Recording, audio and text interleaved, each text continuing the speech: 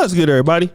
It's your boy, O'Shea Duke Jackson, back at it again with another episode of the Celebrity Junk. When I was about 14 years old, I had a friend by the name of Tim. We called him Big Tim. He lived on the opposite side of the city. He lived in South Sacramento, which was, like I said, odd for somebody like myself to be from Del Paso Heights, have a friend from South Sac, but I just happened to go to Christian Brothers High School my freshman year, and that's how I met him. Cool guy. I haven't seen him in many years, but he caught the bus over to my house one day, and it was like a school holiday. My mom was at work, and my mom used to have this cheap ass gold watch she got from Sears. Many of you remember what Sears Roebuck was. If you was getting jewelry from Sears, your ass was pretty much down bad. And that is exactly what my mom used to do. So a few days after that, my mom was like, yo, have you seen my watch? I was like, I haven't seen your watch. She goes, I haven't seen my watch. And I was like, well, I haven't seen your watch. I haven't stole your watch. He goes, well, where's your friend Tim at? I said, I don't know. He said, well, ever since your friend came over to my house, I haven't seen my watch. And so the watch was nothing but $100. And so I said, look, let me call him and see what was going on. I said, what's up, family? Ain't nothing.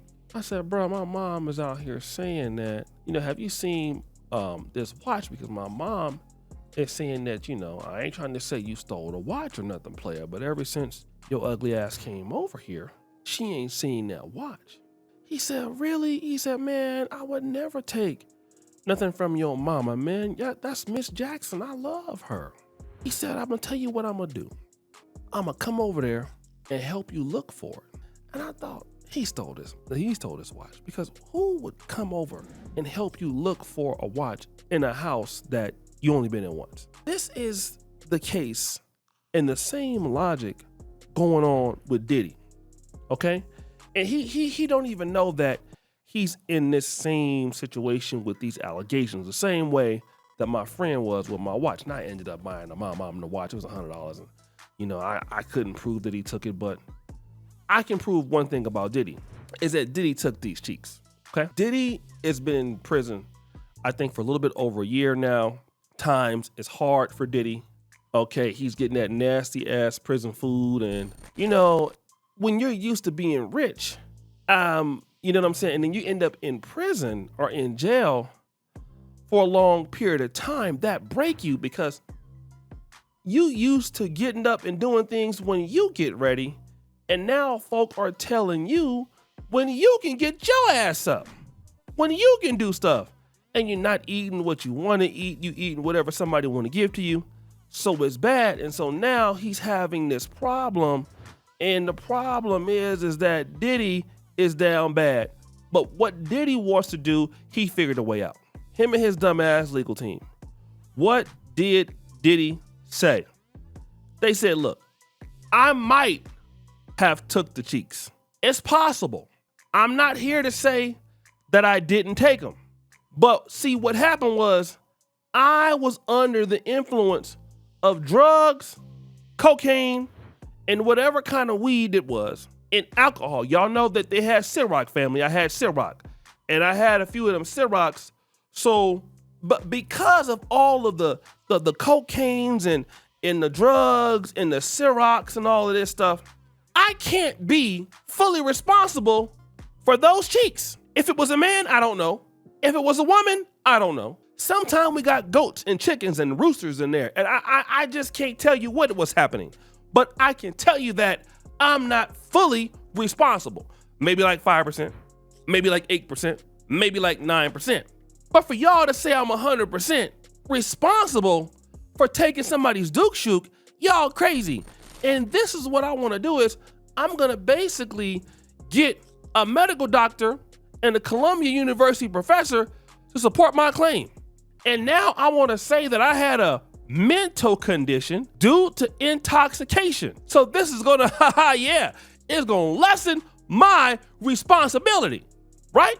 So here's what we're going to do. We're going to play this narrative like this is something rooted in a consensual swinger lifestyle versus forcefully booty clapping.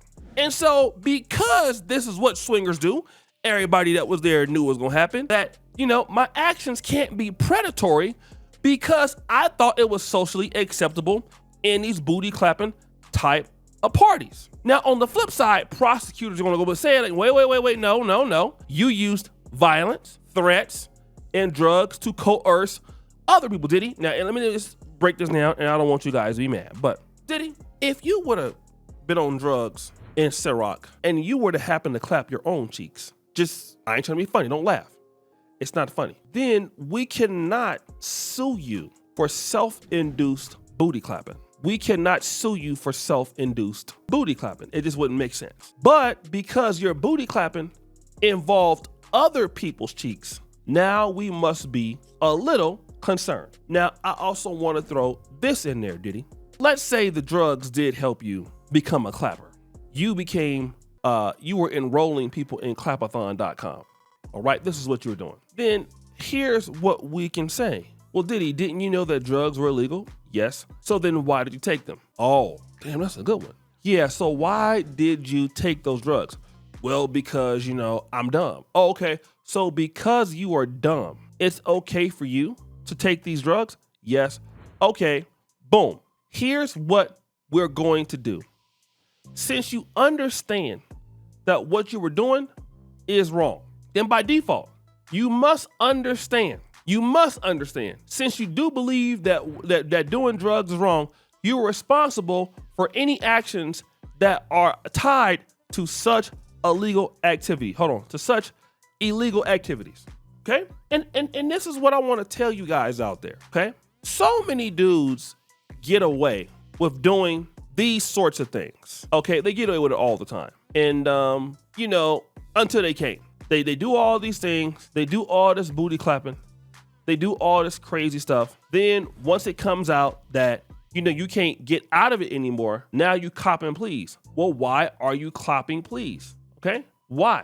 Why are you copping please? Because now the white folks and the white man got you in there, and now you're about to take a plea. Time to get those cheeks clapped yourself, Diddy. And I just want to tell you guys, I don't care how much money you got. I don't care how much power you got. When it comes to the situation where they done found out that your ass did something you didn't have no business doing, they gonna get rid of you. They know you did it. How can they not know that you did it? Okay? And you can't come and say that you didn't do it. Are you gonna actually lie and say, you know what? The drugs did it? There was a comedian by the name of Flip Wilson. And Flip Wilson had a character by the name of Geraldine. And obviously, by the time I was an adult or a kid, Flip Wilson was off the air with the show. But with the seasons, I got a chance to see it, you know, on reruns. And he had a very funny saying that the devil made me do it. Them white folks are not gonna listen to that, Diddy. Them white folks is gonna throw your ass underneath the jail. Like my guy that used to always talk about these preachers in the black community, they used to accept food stamps. And they would take the food stamps and they would cash them in. Back in the, we used to have paper food stamps in the black community around America. And the preachers would have little stores and they would just trade them in for cash. And my guy that used to tell the preachers, y'all better stop doing that. Them white folk gonna put you underneath the jail. And that is exactly what's gonna happen to Diddy, man. Your ass is going down. So guys, what do you think? It's your boy, O'Shea Duke Jackson, back at it again with another episode of The Celebrity Junk. Appreciate you for all that you do. Subscribe to the bell. We're out.